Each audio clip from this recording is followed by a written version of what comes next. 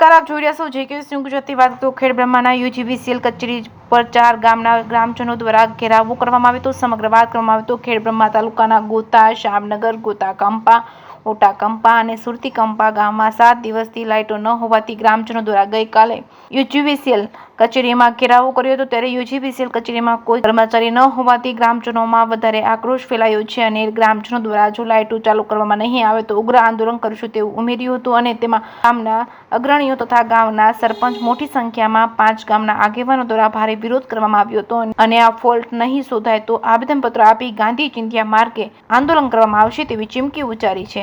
જેકેએસ news Gujarati સાથે ચંદ્રશેખર ભાવસા, ખેડબ્રહ્મા.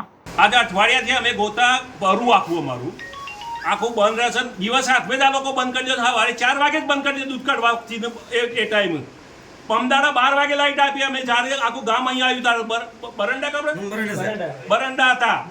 ગાડીમાં બે હીરો છે એસી ચાલુ કરીને કોઈ કામ પબ્લિકનું કરવું નથી આ લોકોને. દિવસ તો ફોટ હોગો નથી. રાતે હેરાન કરીને આજે ઓફિસ લેવલ કોઈ જ નથી. આ પૈસે એકલા અમારે કોના આગળથી વાત કરવી હતા ત્યારે આખું ગામ આવ્યું છે. ચાર પરો આવ્યો છે અહીંયા. જવાબદાર વ્યક્તિ કોઈ સાથ નહીં. કોના હાથે અમારે વાત કરવી? છેલ્લા 5-6 દાડા જેવા તો. આજ તો વરસાદ નથી.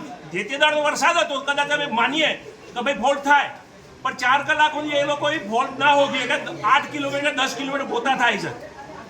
ના છૂટકા અમારે રાતે આયા રંધાવું પડે આખા ગામને. છોકરાઓને આમાં પેલા સિટીઝન ના તો મરી જવું પડે આટલી ગરમીમાં. કોઈ જવાબદાર વ્યક્તિ સાથ નહીં. કોઈ દિવસે મેન્ટેનન્સ કરતા જ નથી આ લોકો. બરંડા સાહેબ જ છે. બરંડા જ છે. હા.